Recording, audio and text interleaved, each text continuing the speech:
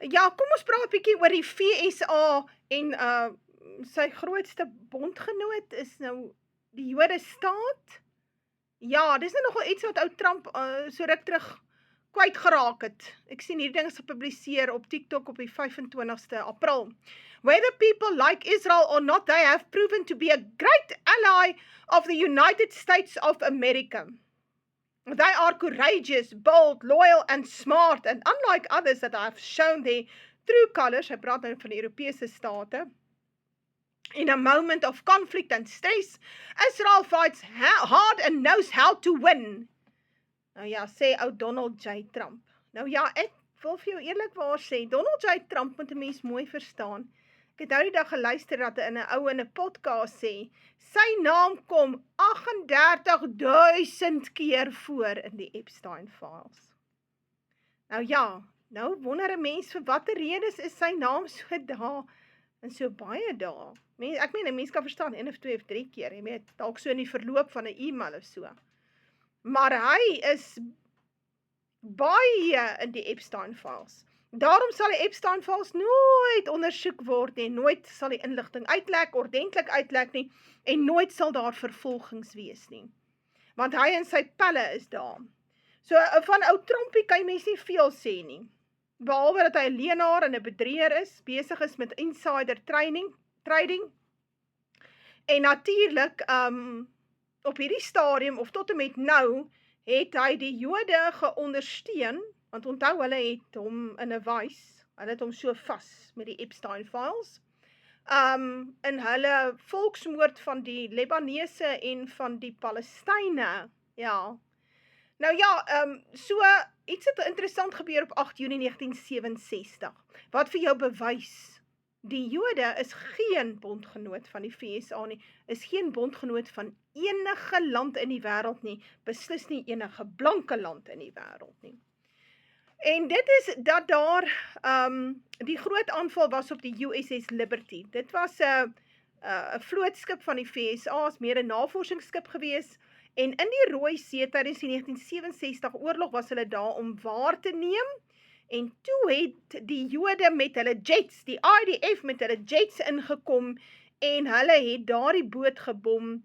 Daar is 'n hele klomp van daai matrose, mariniers, FSA soldate dood, meer as 100 is beseer, van hulle is verbrand met napalm, en ja, die Jode het net eenvoudig gesê, luister, ons bom julle en ons gaan daarmee wegkom. En toe is daar vir hierdie mariniers, vir hierdie Amerikaanse soldate gesê, wat op die skip was, na die tyd, julle mag nie hieroor praat nie, hoor, julle moet stil bly, sodat dit nie uitlek nie. Nou daai tyd was daar natuurlik nog streng beheer oor die media, maar die inligting het nou al so uitgelek, dat die ding nou al hoe meer bekend geraak het, en baie Amerikaners het tot 'n ontsettende ontnugtering gekom, dat, dis nie Iran wat die FSA aangeval het, deur die jare nie, dit was die Jode staat, en hulle het geen rede gehad om dit te doen nie, en tot vandag toe is daar geen rede gegee nie. Maar Thomas Massie het, ek dink op 8 Junie dan in die Amerikaanse Kongres 'n hele toespraak daaroor gelewer, en is baie belangrik dat 'n mens verstaan wat daar gebeur het, want as jy nou 'n bondgenoot is van 'n ander land, dan val jy hom nie aan nie. Jy vermoor nie sy president nie, want ons weet met die JFK files is die woordjie Israel oral in die files. Ons weet mos die files is gelek. En met 9/11 is daar 'n duidelike koneksie met die Mossad. Maar mens mag nie daaroor praat nie, want dan word jou video afgehaal. Dan praat ek nou nie eers van daai Israeli, daai sot, Amerikaanse sot, wat was sy naam? Jonathan Pollard, hy's 'n Amerikaanse Jood, wat gespioneer het vir die Jode in die FSA weermag. Hy was 'n Amerikaner gebore, en daai inligting gaan oorhandigheid net so aan die Jode. Ek meen, dit is die hoeveelste keer wat dit gebeur.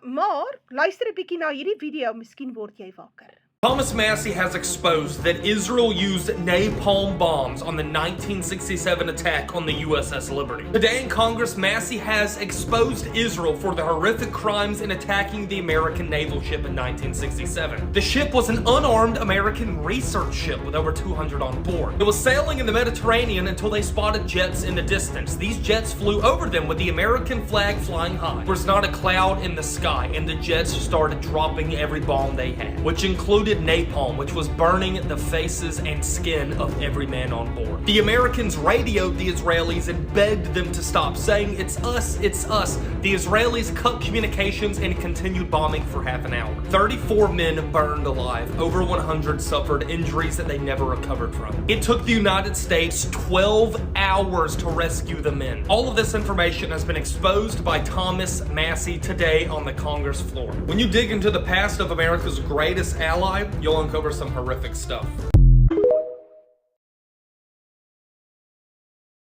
Ja, ou Trumpie het sy land en sy mense uitverkoop aan die Jode. Ek het nou die dag 'n video gesien van hom daar by wat op een van Tucker se kanale was, waar hy sê hy het iets soos 'n 99% approval rating in die Jode staat. So hy sê as hy vir ou Trumpie sê as hy vir verkiesing hardloop in die Jode staat, kan hy dalk wen daar as 'n president of 'n ding.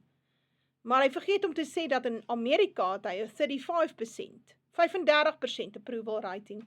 So die Amerikaners is vir hom dik, hulle het begin om deur om te sien. En is baie jammer, want hy het nou nogal groot belofte gehou as 'n president. Maar die Jode gaan hulle hand met hom oorspeel, en hy is maar baie onstabiel, en ons gaan sien hoe die ding swaai in die komende maande. Ons gaan dit voor ons oë sien, hoe swaai dit, hoe skeur die VSA af van Brittanje en van die Jode staat. Sodat hierdie visioen, hierdie profesie van Openbaring in vervulling kan gaan, dat die nasies opstaan en die Joodse staat totaal van die tafel afvee. En die Bybel sê, die rook van haar verbranding sal opgaan tot in der ewigheid. Maar ou Charlie Kirk het ook agtergekom dat die Joodse staat niemand se groot ally is, of groot bondgenoot, groot pal is nie. En hy het dit begin verkondig daar van die verhoog af, en onder andere het hy op 'n stadium 'n ander Amerikaanse Jood gekry, ou Dave Smith, en hom 'n bietjie gevra, jong, dink jy ook, die Jode is ons groot bondgenoot? Toe sê ou Dave, nee my maat, as iemand jou saamsleep, elke keer moet jy nou in gevegte wees, jy moet sy oorloë vir hom beklei, jy moet jou seuns en jou dogters en jou belastinggeld gee vir sy oorloë. Hell, it's bad news. Mense het nie so pel nodig nie. En dit verklaar hoekom ou Charlie se kop op die blok was, ou maat. En interessant, van daai saak hoor 'n mens niks nie. Laaste stuk wat ek gehoor het is dat die fragment van die patroon wat hulle iewers gekry het, ek weet nie of dit uit die liggaam uitgehaal het, of so sê hulle, die stem toe nou nie ooreen met daai jong man se vuurwapen wat hy gebruik het nie. Ek dink hulle hoop dat die Amerikaners dan daai saak gaan vergeet. Want daai oukie het nooit die moord gepleeg nie. Hy's 'n patsy.